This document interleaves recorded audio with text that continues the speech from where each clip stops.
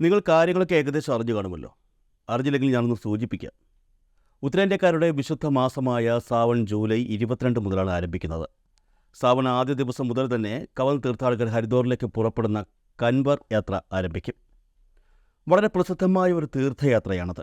എന്നാൽ ഈ യാത്രയ്ക്ക് മുൻപ് യു പി പോലീസിൻ്റെ ഒരു വിവാദ ഉത്തരവ് ഇപ്പോൾ പുറത്തു വന്നിരിക്കുകയാണ്.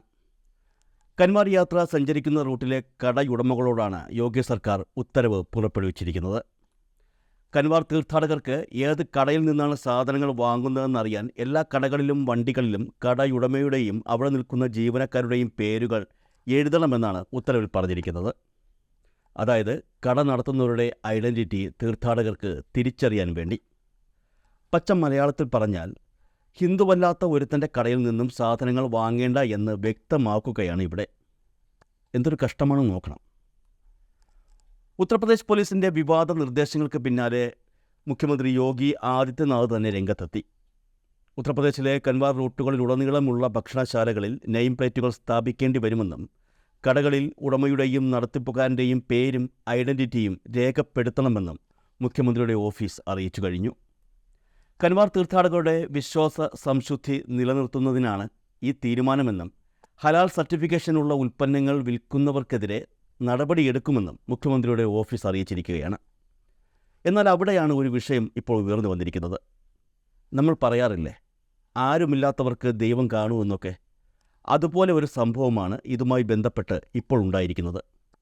അതായത് ഇപ്പോൾ കൻവാർ റൂട്ടിലെ കടകളുടെയും കടയുടമകളുടെയും പേര് വിവരങ്ങൾ വെളിപ്പെടുത്താനുള്ള യു പി സർക്കാരിൻ്റെ തീരുമാനത്തിനെതിരെ BJPയുടെ സ്വന്തം സഖ്യകക്ഷികൾ പ്രതിഷേധവുമായി രംഗത്തെത്തിയിരിക്കുകയാണ്. JDU, LJP, RLD എന്നീ 3 പാർട്ടികളും ഈ തീരുമാനത്തെ ശക്തമായി എതിർത്ത് രംഗത്തെത്തി കഴിഞ്ഞു. യു പിയിൽ നിന്നുള്ള വലിയ കൻവാർ യാത്ര പോലെ തന്നെ ബീഹാറിൽ നിന്നും കൻവാർ യാത്ര ആരംഭിക്കുന്നുണ്ടെങ്കിലും അവിടെ അങ്ങനെ ഒരു ഉത്തരവില്ലെന്നാണ് JDU ജനറൽ സെക്രട്ടറി KC ത്യാഗി പറയുന്നത്. പ്രധാനമന്ത്രി മോദി സബ്കാ സാത്ത് സബ്കാ വികാസ് എന്ന് പറയുന്നു. ഈ മുദ്രാവാക്യം എല്ലാവരും വിശ്വസിക്കണം.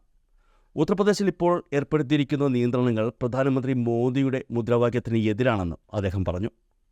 യോഗി സർക്കാർ ഈ തീരുമാനം പരിഗണിക്കണമെന്നും അദ്ദേഹം ആവശ്യപ്പെട്ടു. അതേസമയം രാഷ്ട്രീയത്തിൽ മതവും ജാതിയും പാടില്ലെന്ന് RLD ജനറൽ സെക്രട്ടറി ത്രിലോക് ത്യാഗി പറഞ്ഞു. ഇത് ശരിയല്ല. കടകൾക്ക് പുറത്ത് പേരെഴുതി വയ്ക്കുന്ന കീഴ്വഴക്കം തെറ്റാണ്. എവിടെ നിന്ന് സാധനം വാങ്ങണമെന്നുള്ളത് പൊതുജനങ്ങളാണ് തീരുമാനിക്കേണ്ടത്. മദ്യപാനം മതത്തെ ദുഷിപ്പിക്കില്ല എന്ന് പറയാൻ കഴിയുമോ എന്ന വളരെ നിർണായകമായൊരു ചോദ്യവും അദ്ദേഹം ചോദിച്ചു. അത് ചോദിച്ചതിന് കാരണമുണ്ട്.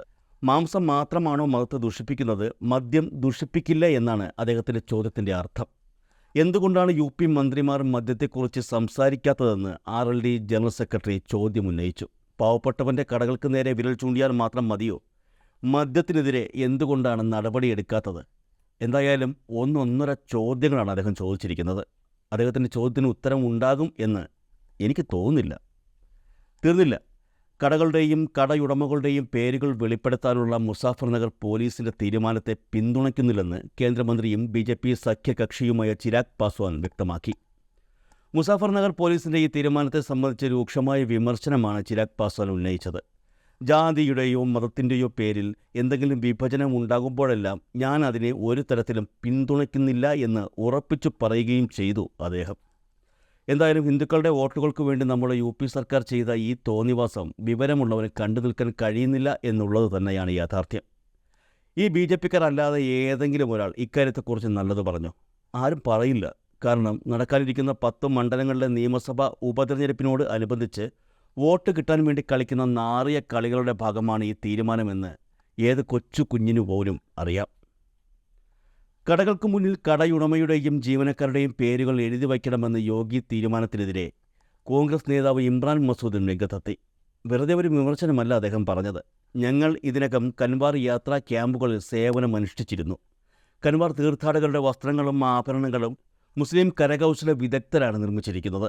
മീററ്റിൽ മുസ്ലിങ്ങൾ കൻവാറിനെ അലങ്കരിക്കുന്ന ജോലി ചെയ്യുന്നു.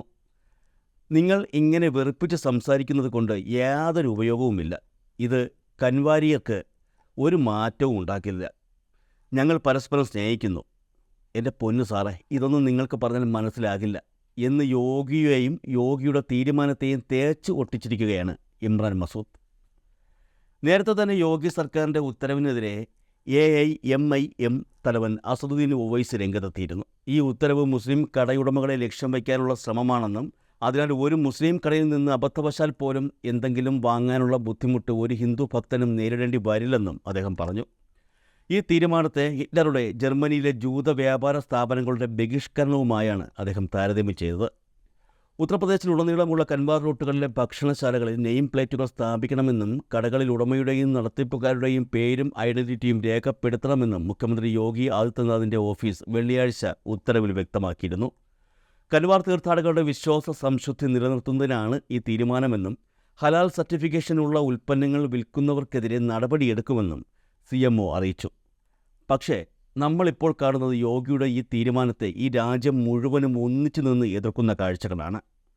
ഒരു യോഗിക്ക് മാത്രം ജീവിക്കാനുള്ളതല്ല ഈ ഇന്ത്യ എന്നും സാധാരണക്കാരായ ഒട്ടനവധി പേർക്ക് ഒരേ മനസ്സോടെ ജീവിക്കാനുള്ളതാണ് ഈ ഇന്ത്യ എന്നും അടിവരയിടുകയാണ് ഇവിടെ. വല്ലവനും പുറത്തുനിന്നും താങ്ങിപ്പിടിക്കുന്നതിൻ്റെ ബലത്തിൽ രാജ്യം ഭരിക്കുന്ന പാർട്ടിയാണ് ഇപ്പോൾ BJP. അങ്ങനെ അത്ര പെട്ടെന്ന് വലിയ തീരുമാനങ്ങളൊന്നും എടുക്കാൻ കഴിയില്ല. എടുത്താൽ നരേന്ദ്രമോദി പ്രധാനമന്ത്രി സ്ഥാനം രാജിവെച്ച് വീട്ടിലിരിക്കേണ്ടി വരും. ഉറപ്പിച്ചോളൂ, യോഗി ആദിത്യനാഥിൻ്റെ ഈ തീരുമാനം പിൻവലിച്ചേക്കും. ഇല്ലെങ്കിൽ 1 വർഷത്തിനുള്ളിൽ NDA മന്ത്രിസഭയുടെ കാര്യത്തിൽ തീരുമാനമാകും. എന്തായാലും അതിനിടയിൽ സംഭവിക്കുന്ന മറ്റൊരു വലിയ കാര്യമുണ്ട്. ഈ വരുന്ന നിയമസഭാ ഉപതെരഞ്ഞെടുപ്പിൽ 10 മണ്ഡലങ്ങളിൽ 7 ഉറപ്പായും ഇന്ത്യ മുന്നണിക്ക് ലഭിക്കുമെന്നായിരുന്നു നമ്മൾ നേരത്തെ പറഞ്ഞിരുന്നത്. ഈ പോക്കാണെങ്കിൽ 10 ഉറപ്പിച്ചോളൂ, കിട്ടിയിരിക്കും.